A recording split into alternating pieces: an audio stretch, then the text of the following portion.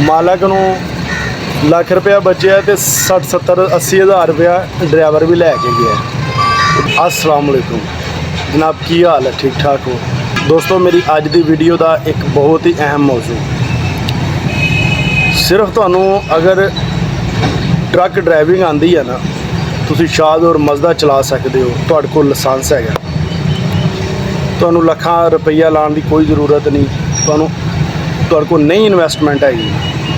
तो फिर दोस्तों अज तुहानू एक ऐसा मैं तरीका दसांगा जिस तरीके दे नाल तुसी मालकां दीयां गल्लां तो भी बच जाओगे, तुसी खिच तो भी बचोगे।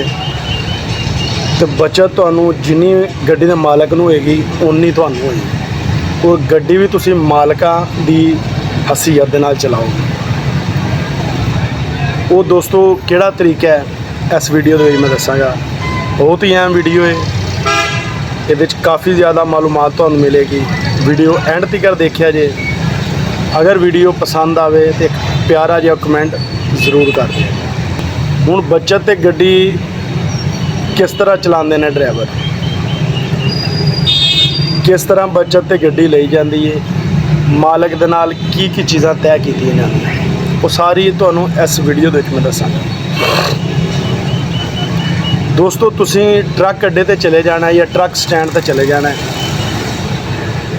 जाके उतों मालूमात लैनी है, पता करना है कि इत्थे ऐसे ट्रांसपोर्टर है ने जिन्हां को गड्डियां होन और वो बचत ते देन चलाने वास्ते।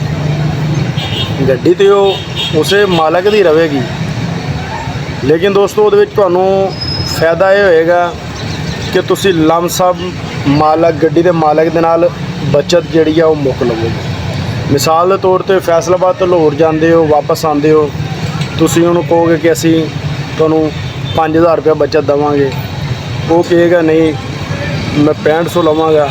जिथे तुहाडा टक लग जाए, जिथे तुहाडी गल मुक जाए, तुसी जिस शहर नूं गड्डी चलाना चाहते हो या चलाते हो, उस शहर की मार्केट चैक कर लैनी है कि आया कि अगर मैं इन्नी बचत ते गड्डी फड़ लवां, कल मैनू कोई मसला तो नहीं बनेगा, कल ये तो नहीं होएगा कि मैनू अपने शहर चो माल ही ना लभे, या मैं अगले शहर जावां उत्थे 2-3 मेरियां दिहाड़ियां टुटदियां रहन। तो इस वजह तो फिर तुहानू नुकसान होएगा। तुसी गड्डी उस शहर नूं चलानी है जिथे दी मार्केट अच्छी है, जिथों माल मिलदा है। बिलफर्ज दोस्तों तुसी 5500 रुपया या 6000 रुपया बचत मुक लई है, ठीक है। हुण तुहानू ये टेंशन नहीं हैगी कि यार मेरा डीजल ज़्यादा पै गया, मेरा खर्चा ज़्यादा हो गया, तो मालक मैनू गल्लां करेगा। तो मैं इस तरह काम करा कि मालक की भी अच्छी बचत निकलती रहे तो मेरे घर भी चंगे पैसे जाते रहे। दोस्तों इतने साढ़े फैसलाबाद में कई ऐसे ड्राइवर ने जोड़े कई सालों तो बचत गड्डियां चला रहे हैं। जे अगर महीने के दोस्तों मालक नूं ਲੱਖ रुपया बचिया तो 60 70 80 हज़ार रुपया ड्राइवर भी लैके गया। दोस्तों सुकून नाल गड्डी चलाते हैं, माल वो लोड करते हैं कि जिहदे विच टेंशन कोई ना होवे। गड्डी नूं भी मार नहीं देंदे, अपने आप नूं मार भी नहीं देंदे, मालक नूं भी सोहनी बचत जाती है। फैसलाबाद तो लाहौर गए और लाहौर तो फैसलाबाद आ गए, तुहाडी गड्डी ने दोस्तों सारे खर्चे अखराजात कढ़ के ते रुपया 10,000 छड्डिया।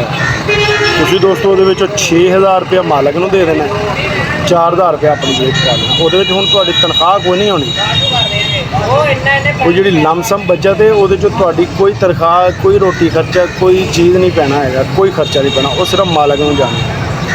हाँ महीने का गड्डी का आयल चेंज करवाना या जो भी महीने के वो कम शम है ने, वो वड्डे काम मालक ने कराने, वो 1000-2000 रुपये का काम वो तुसी करवाना, ठीक है। देखो दोस्तों को अच्छा जिहा ट्रांसपोर्ट जिहड़ा बंदा बचत ते गड्डी देंदा होवे उहदे नाल गलबात करके अपनी तय करो उहदे नाल ते गड्डी चलाओ। तुहानू ये नहीं परेशानी रहेगी कि यार असीं हुण मालकां दीयां गल्लां सुनियां ने, फेरे घट लगे ने, वध लगे ने, ठीक है, फेरे दी बचत घट आई है, खर्चा ज़्यादा हो गया है, 100 गल्लां बातां होंदियां ने। ते ड्राइविंग लाइसेंस ये बहुत ज़रूरी है, क्योंकि अजकल लाइसेंस तो बगैर तुहानू गड्डी कोई भी नहीं लगेगा। चलान ही बहुत ज़्यादा हो गया, 2000 रुपया घट तो घट ਲਾਇਸੈਂਸ ਨਾ ਹੋਣ ਦਾ ਚਲਾਨ ਹੈ। ਤੇ ਮੇਰੇ ਭਾਈ, ਅਗਰ ਤੁਸੀਂ ਨੌਕਰੀ ਕਰਨ ਤੋਂ ਡਰਦੇ ਹੋ ਜਾਂ ਨੌਕਰੀ ਕਿਸੇ ਦੀ ਗੱਡੀ ਨਹੀਂ ਚਲਾਉਣਾ ਚਾਹੁੰਦੇ, ਫਿਰ ਇਸ ਤਰ੍ਹਾਂ ਦਾ ਟਰਾਂਸਪੋਰਟਰ ਲੱਭੋ ਜਿਹੜਾ ਤੁਹਾਨੂੰ ਬਚਤ ਗੱਡੀ ਦੇਵੇ ਤੇ ਆਪਣੀ ਹਲਾਲ ਰੋਜ਼ੀ ਕਮਾਓ। ਸਭ ਤੋਂ ਵੱਡੀ ਗੱਲ ਹੈ, ਤੁਹਾਨੂੰ ਪਤਾ ਡਰਾਈਵਰੀ ਦੇ ਸ਼ੋਬੇ ਜੋ ਕੁਛ ਹੁੰਦਾ, ਹੁਣ ਮੈਂ ਨਹੀਂ ਕਹਿਣਾ ਚਾਹੁੰਦਾ। ਇਸ ਵਜ੍ਹਾ ਤੋਂ ਤੁਸੀਂ ਹਲਾਲ ਜਿੰਨਾ ਕਮਾਓਗੇ ਨਾ ਦੋਸਤੋ, ਉਨੀ ਬਰਕਤ ਪਵੇਗੀ।